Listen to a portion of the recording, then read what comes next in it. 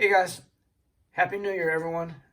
For those of you familiar with my channel, you'll see that I collect baseball, football, basketball, even soccer cards. And I'm also one of the few YouTubers that actually collect non-sports cards. I'm a bit of a TV and movie nut, and I oftentimes talk with Jason Payne from Zombie Collector as to who's also another TV and movie nut. And we kind of compare notes of old cult movies, and non-sports cards kind of allows me to collect the nostalgia a bit in a slab. So I have a fairly broad and diverse non-sports cards collection. That's the cool thing about non-sports cards. They can be TV show cards, movie cards, comic cards, and even wrestling. So those of us wrestling fans out there. But cards like this, this is the 1940 Lone Ranger in SGC 1.5. I don't really expect this to go up much in value. I got this because my father was a real big Lone Ranger fan as a kid. Personally, I've seen a few episodes and I never really got it, but like I said, it's kind of a lack of a better word. I don't like using the word iconic very often, but it's an iconic card of that era. So 1940, and this is the 1959 Three Stooges Curly in a PSA 5. Not as well centered as I would like, but this is a very difficult card to get centered, and that's the number one problem on any vintage card. It's centering. That's always the lone trait. But still, PSA 5, that's actually considered to be pretty high grade because there's not a lot of these out there that are like in PSA 6, 7, and 8s. Not unless you wanted to fork out big money. This is a cool set, the 62 Mars Attacks. This is card number 2, and again, of this era, the most difficult thing to get on these cards is centering. And really love this set too. Really graphic. A lot of violence, like people being eradicated, dogs getting killed. This is probably my favorite one from the Mars Attacks set, and also, like I said, lack of a better word, iconic. This is the 62 Mars Attacks Prive Captive in a PSA 6, and it's not perfectly well centered, but it's pretty good. For most of these sets are almost like, most of the cards in this set is almost like miscuts, but look at the amount of graphics they have on there. One of my favorite shows when I used to spend summers in Okinawa was the Addams Family. So this is the card number 1, which is just has Gomez on there, PSA 7.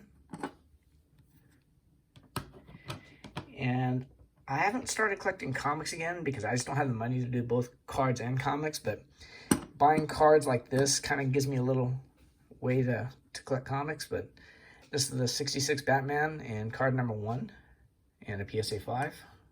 Like I said, not really well centered, but that is the hardest set to get, the hardest quality to get in cards of this era. So, and I was also a big Star Trek fan, so I just went and collected the cast members of Star Trek. Here's James T. Kirk, and oddly enough, the most valuable and most difficult to get card out of the Star Trek set is this one. It's the Bones McCoy in a PSA 8. And the reason why this is so hard to get in high grade is because of where this card lied on the actual cut sheet.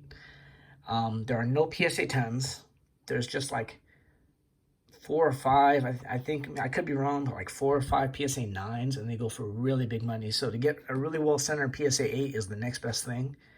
And like I said, out of the whole set, it's actually the most, it's not the most popular character, but it's the most difficult card to get, and you're actually going to pay more money for a well-centered PSA 8 than you would, any other character.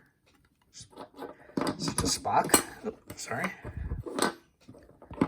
This is the Science Officer Spock.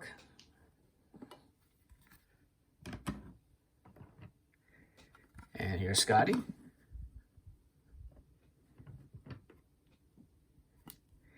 And Lieutenant Uhura. And this is another one that's, she's not the most popular character, but very difficult to get well-centered, high-grade cards of Lieutenant Uhura. I think she recently just passed away, so rest in peace. And this is Ensign Chekhov. He's the one with the funny accent. Like if you've seen the reboot of the Star Trek, he's played by a guy that basically sounds like a Russian.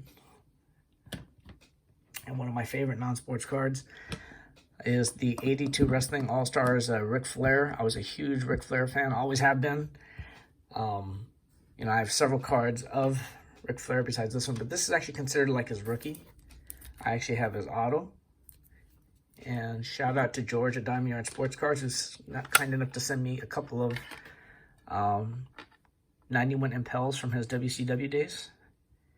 I absolutely love this one because he's showing the fingers of the Four Horsemen, and this one is my favorite pose because you know, I really liked this card here, but I always complain that he doesn't have his feathered 80s haircut, which he's showing right here. So, you know, sequin robe, lot of flash, Rolex wearing, diamond ring wearing, wheeling dealing.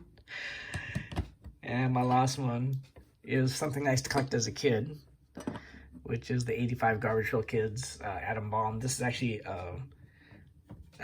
they have the same card. It's a short print because for whatever reason they discontinued it saying Atom Bomb, and I think they used the same picture, but they renamed them like Mad Max or something like that. But this one's a little off center, but like I said, this one in high grade is actually pretty valuable.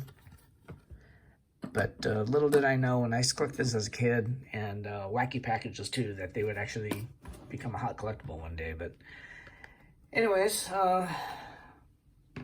when I was and that's it for now. I really don't have any non-sports cards on my want list right now, at least yet. I imagine that I'd love to get a Game of Thrones set, but all the ones I've seen so far are like cheap and not very well made. I do know that one of the Yu-Gi-Oh cards is the Blue Eyes White Dragon, and it's one of the reasons why it's also one of the most valuable cards in the Yu-Gi-Oh set, but it's one of the reasons for its sky-high value is because the dragon looks a lot like the White Walker Dragon Viserys. And when I was in Japan looking for a baseball card shop, I saw firsthand just how popular Pokemon was. So who knows, maybe I'll get into Pokemon. I don't really want to go down that road because you know, the last thing I need is another collectible, but since I collect pretty much everything, who knows, huh? So that's it. That's my non-sports cards PC, and I hope one has a happy new year. And until next time, guys, thanks for watching.